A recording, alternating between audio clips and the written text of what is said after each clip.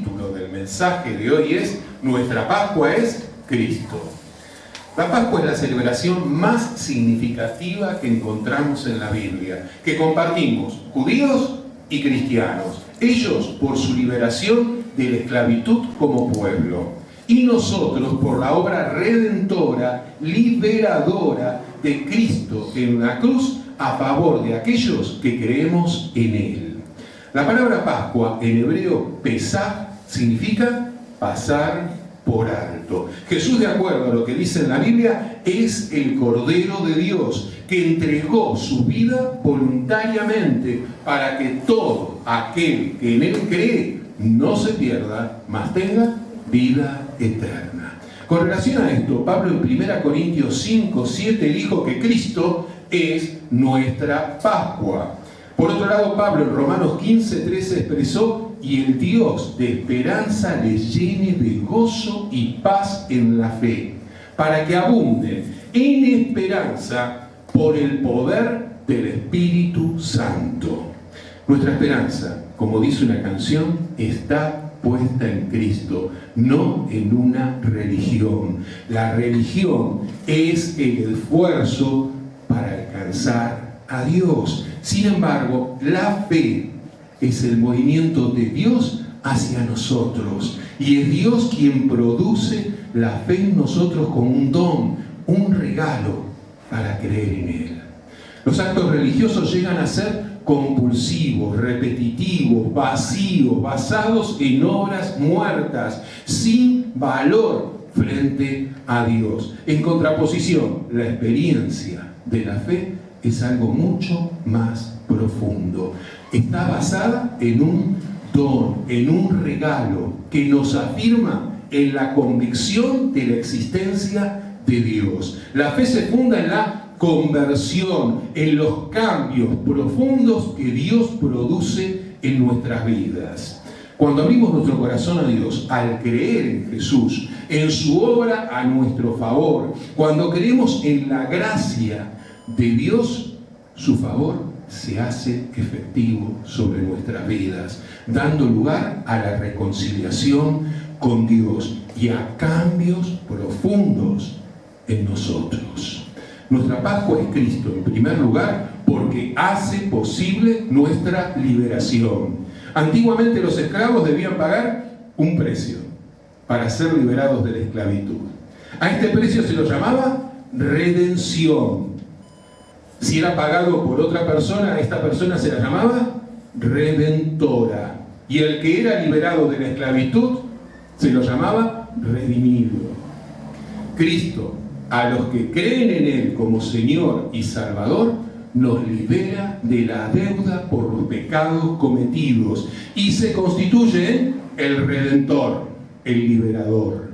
El precio que pagó fue su propia vida.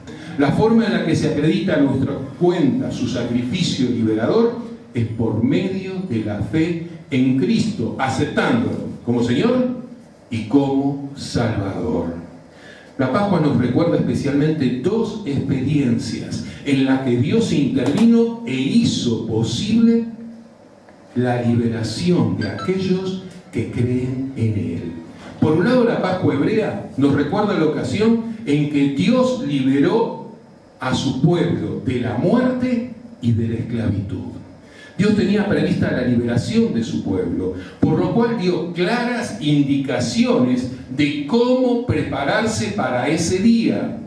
Dios, a través de Moisés, fíjense, en Éxodo capítulo 12, versículos 3 al 14, Éxodo 12, 3 al 14 expresó: y el Señor habló a Moisés y a Aarón en la tierra de Egipto diciendo: este mes será para ustedes el principio de los meses, será el primer mes del año para ustedes. Hablen a toda la congregación de Israel diciendo: el día 10 de este mes cada uno tomará para sí un cordero, según sus casas paternas, un cordero por cada casa.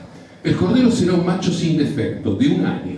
Lo apartarán de entre las ovejas o de entre las cabras, y lo guardarán hasta el día 14 del mismo mes. Entonces toda la asamblea de la congregación de Israel lo matará al anochecer.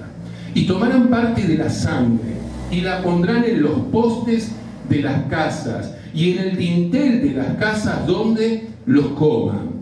Y comerán la carne esa misma noche, asada al fuego, y la comerán con pan, sin levadura y con hierbas amargas.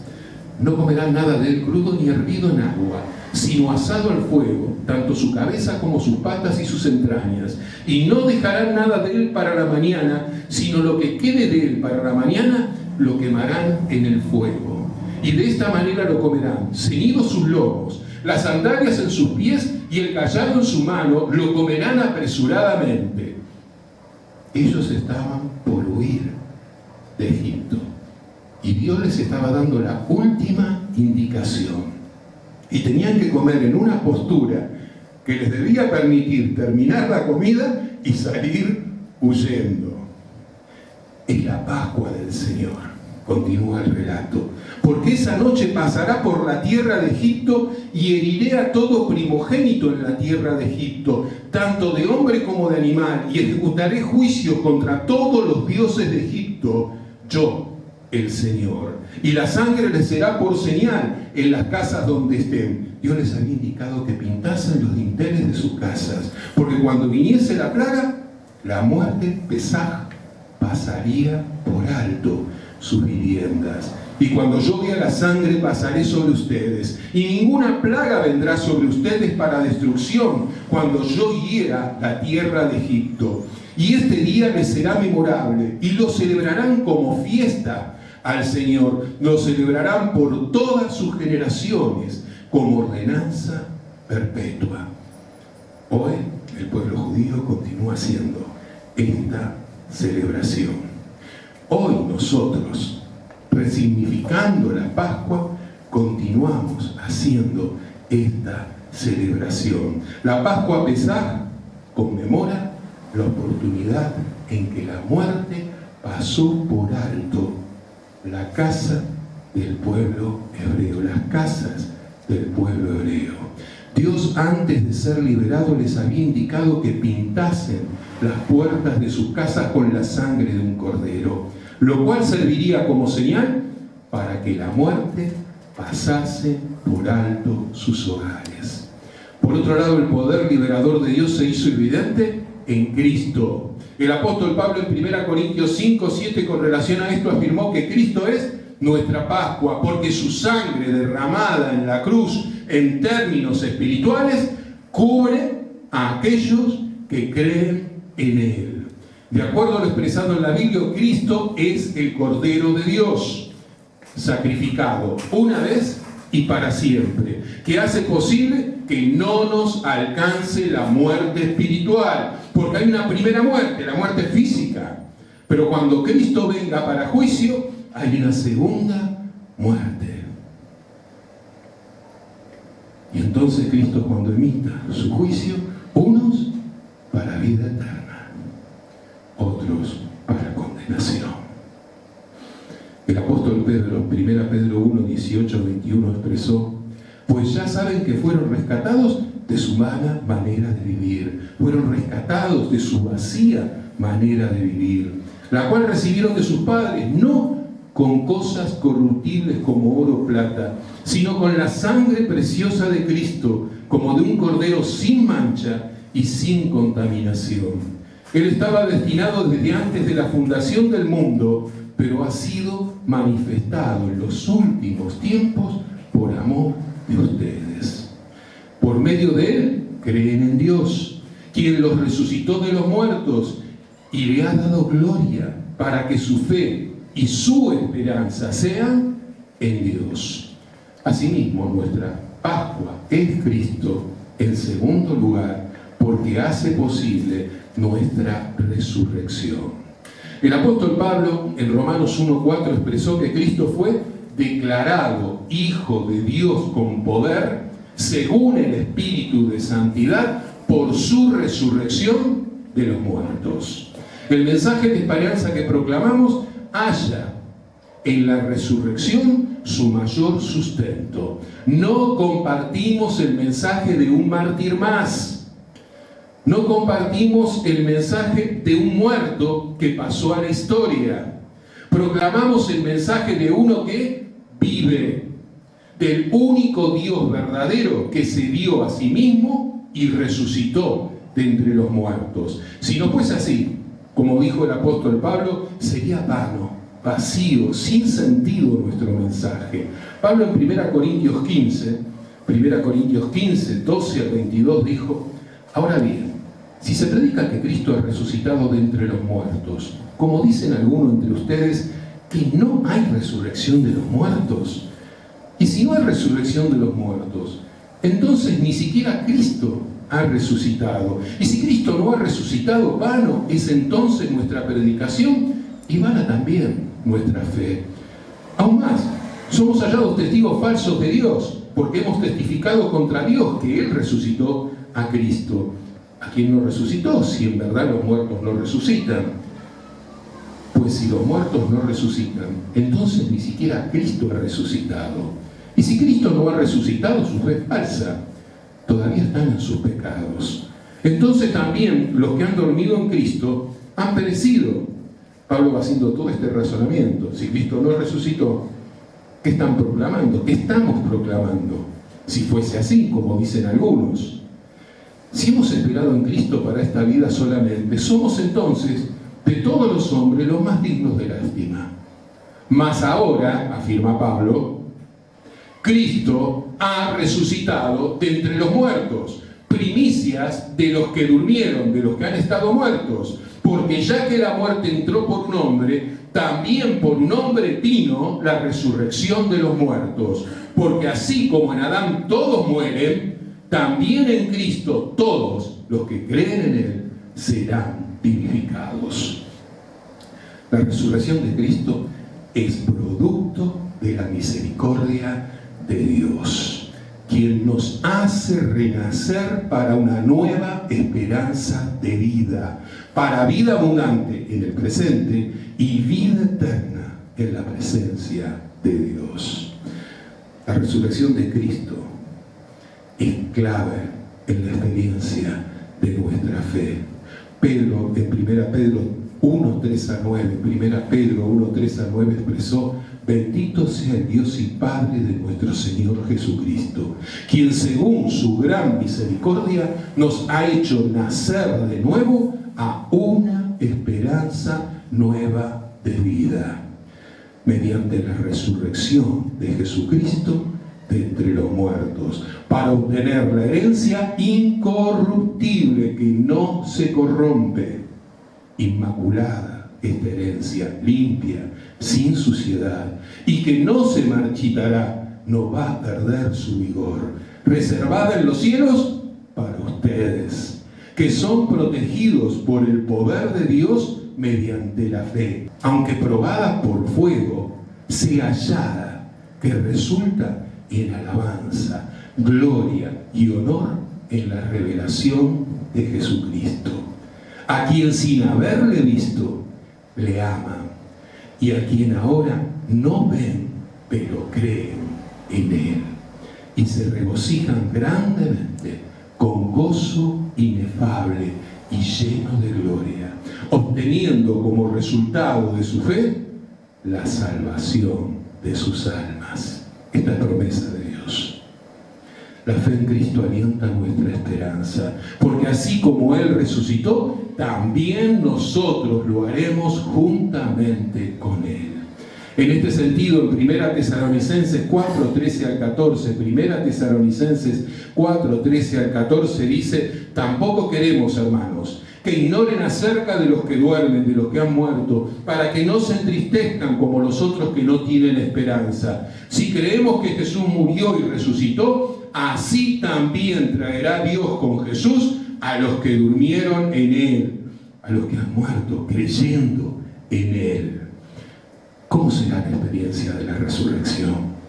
El apóstol Pablo, para explicar cómo será la experiencia de la resurrección, usa la imagen de una semilla, que para dar lugar a lo nuevo debe morir y transformarse en algo superior.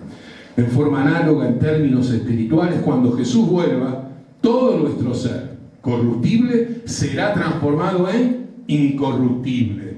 Todo nuestro ser, cuerpo, espíritu, alma, pensamientos, voluntad y emociones será transformado de corruptible en incorruptible. Esta es promesa de Dios también para nosotros. Con relación a esto, en 1 Corintios 15, 35 al 38, 1 Corintios 15, 35 al 38 dice: pero preguntará alguno, ¿cómo resucitarán los muertos? ¿Con qué cuerpo vendrán? Necio, lo que tú siembras no vuelve a la vida, sino muere antes. Y lo que siembras no es el cuerpo que ha de salir, sino el grano desnudo, sea de trigo o de otro grano. Y Dios le da el cuerpo que Él quiere, y a cada semilla su propio cuerpo. Y más adelante en 1 Corintios 15, 42, 1 Corintios 15, 42 dice: así también sucede con la resurrección de los muertos. Se siembra en corrupción, resucitará en incorrupción. Y continúa diciendo en 1 Corintios 15, 53 al 54, lo siguiente: pero es necesario que esto corruptible se vista de incorrupción y que esto mortal se vista de inmortalidad. Cuando esto corruptible se haya vestido de incorrupción y esto mortal se haya vestido de inmortalidad, entonces se cumplirá la palabra que está escrita: sorbida es la muerte en victoria, porque en Cristo hay victoria sobre la muerte. Asimismo, en 1 Juan, capítulo 3, versículos 2 al 3, 1 Juan 3, 2 al 3 dice: sabemos que cuando Él, Cristo, se manifieste, seremos semejantes a Él, porque lo veremos tal cual como es. Y todo aquel que tiene esta esperanza en Él se purifica a sí mismo como Él es puro. Mientras tanto, en 1 Tesalonicenses 5:23, la exhortación es clara. 1 Tesalonicenses 5:23: el mismo Dios de paz le santifique por completo, y todo vuestro ser, todo su ser, espíritu, alma y cuerpo, sea hallado irreprochable para la venida de nuestro Señor Jesucristo. Además, nuestra Pascua es Cristo, en tercer lugar, porque hace posible nuestra transformación. El poder de Dios se manifiesta para restauración del ser humano. El restaurar implica volver a nuevo, volver algo a su posición original. Hay obras de arte que requieren de especialistas para ser reparadas, a los cuales se los llama restauradores. El ser humano fue creado por causa del amor de Dios. Sin embargo, la práctica del pecado arruinó la relación con Él. Por lo cual, Dios tomó la iniciativa de restaurar la relación con Él. Dios tomó la iniciativa de hacerse hombre y darnos una nueva oportunidad en Cristo. Solo quien acepta el sacrificio redentor de Cristo en la cruz recibe el beneficio de ser llamado Hijo de Dios. Fíjense en lo que dice en Juan 1:12. Juan 1:12 es claro: mas a todos los que le recibieron, a Cristo, a quienes creen en su nombre, les dio potestad de ser hechos hijos e hijas de Dios. Todos somos criaturas de Dios, todos hemos sido en cierto sentido creados por Dios, pero solo somos reconocidos como hijos aquellos que reconocemos a Jesús como Señor y Salvador. El poder de Dios en este sentido es dinamita o fuerza arrolladora que procede de Dios. El apóstol Pablo en 1 Corintios 1:18 expresó que la palabra de la cruz es locura a los que se pierden, pero a los que se salvan, esto es, a nosotros, es poder de Dios. El mensaje de la cruz es locura, no es comprensible para aquellos que no abren su corazón a Dios. En 1 Corintios 2:14 dice: pero el hombre natural, la mujer natural, no percibe las cosas que son del Espíritu de Dios, porque para ellos es locura, porque se han de entender, se han de discernir como espiritualmente. Solo quienes están dispuestos a abrir las puertas a Cristo pueden comenzar a comprender la palabra de Dios. Jesús en Apocalipsis 3:20 dijo: yo estoy a la puerta y llamo. Si alguno oye mi voz y abre la puerta, entraré a él y cenaré con él y él cenará conmigo. Dios siempre está esperando en la puerta del corazón, atento a que las personas se abran a Él. Y Él quiere usarnos como instrumentos suyos para guiar a las personas a Cristo, a una decisión personal, aceptándolo, reconociéndolo como Señor y Salvador. Dios da la oportunidad de restablecer la relación con Él. Dios, para darnos una nueva oportunidad de reconciliación, se dio en la persona de Cristo. En este sentido, en Filipenses 2:8 dice: el Cristo, siendo en forma de Dios, no estimó el ser igual a Dios como cosa que aferrarse, sino que se despojó a sí mismo, tomó la forma de siervo y se hizo semejante a los hombres. Más aún, hallándose en la condición de hombre, se humilló a sí mismo, haciéndose obediente hasta la muerte, y muerte de cruz. Cristo nos ha dado una nueva oportunidad de vida, y Él quiere obrar en forma transformadora en cada uno de nosotros. Pablo muy claramente dijo: no se conformen a este mundo, sino transfórmense por medio de la renovación de su entendimiento, para que puedan comprobar cuál es la buena voluntad de Dios, agradable y perfecta. Señor, gracias por haber dado tu vida en la cruz. Gracias por ayudarnos a resignificar la Pascua, porque nuestra Pascua es Cristo. Gracias a Él, por la fe en Él, la muerte habrá de pasar por alto nuestras vidas. Gracias, Padre, porque resignificas nuestras vidas y las tornas abundantes, con sentido, con propósito. Gracias, Padre, porque también hay promesa de vida eterna por la fe en Jesús como Señor y Salvador. En Cristo Jesús oramos. Amén y amén, Señor.